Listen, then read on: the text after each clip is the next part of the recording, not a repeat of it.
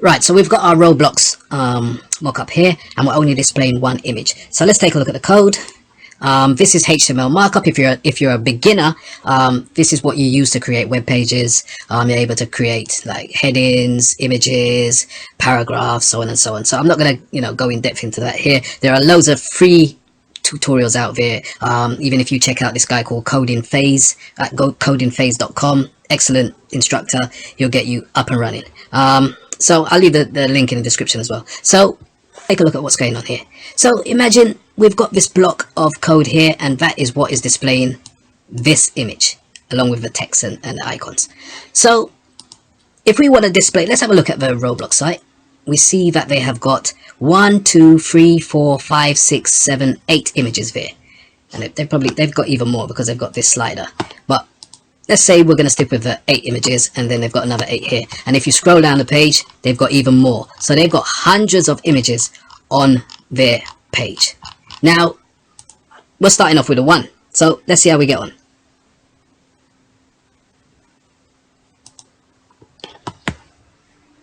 So what we're going to do, before I show you how it's done with a for loop, I'm going to show you how we do it manually. So imagine this now. We've got to add 16 images because we're only doing 2 rows. So we're going to add 16 images. And I've saved these images from the Roblox site. You can see them over here.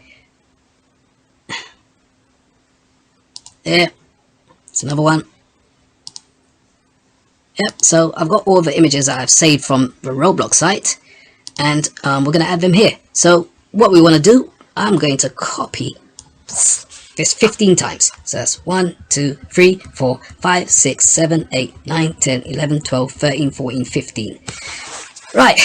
And then let's scroll back up to the top. So now, where are we? Here. Started here. So that's image 1. So now I'm going to have to change all of these images so that it matches what we've got over here. So in the second one, we're going to add image 2. Let's put image 2 there, image 2 there. Let's go down again. Let's put image 3. Let's put image 3 here. Let's go again. Let's put image 4.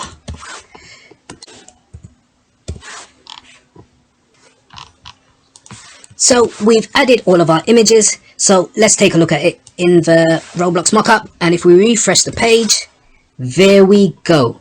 So there's all of our images here. Now, if you can see, this was very time consuming. And we're repeating a lot of code. So one of the main principles of development is do not repeat yourself. We want the code to be maintainable, yeah, and easy for others to read.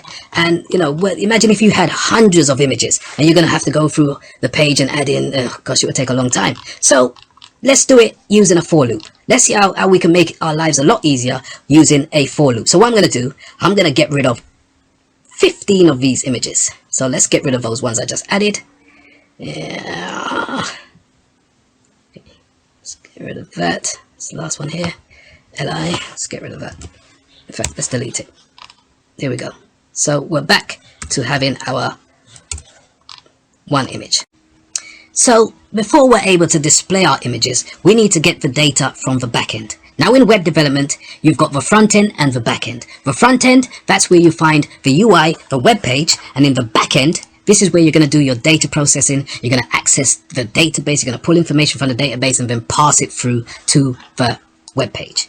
So we're not going to be accessing any database today. So I've created this list. Remember earlier I said that a list can hold lots of items. So I've created these dictionaries and we've stored them in the list.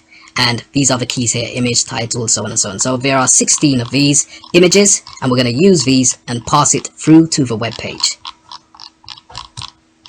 Right, so if we go over to our template now, right, so remember, let's have a look at this first. So this is the name of the list of dictionaries, images, and that's being passed through to the web page. So what we're going to do, we're going to create a for loop, and we're going to do it like this. So don't worry about the technical details of it. I probably will go over it more in depth at a later date. So we can do for item in images, yeah. And let's copy this, and let's put here.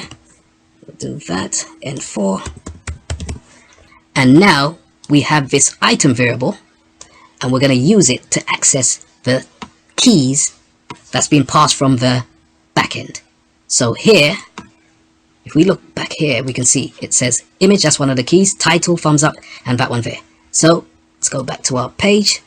And so with this one here, we can get rid of that. And we get rid of that. Let's get rid of that altogether. And we do item dot image. And then here, we can get rid of that. And we do item dot title. And then for here, we can do, let's do that, let's get rid of this, item dot thumbs up. And in this last one, I think that was ACC. Right, so there we go, item dot ACC.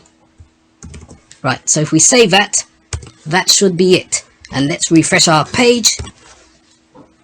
And there it goes. We've got all of our images displayed, and they've got their titles, thumbs up. So let's have a look at the code.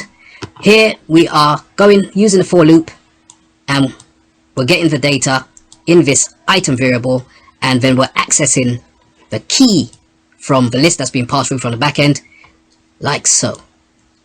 And if we look at the back end, there we go, that's all our data. If we can see at the first one here, it says the title is picture 1, there you go, picture 2, and so on and so on. So that's it.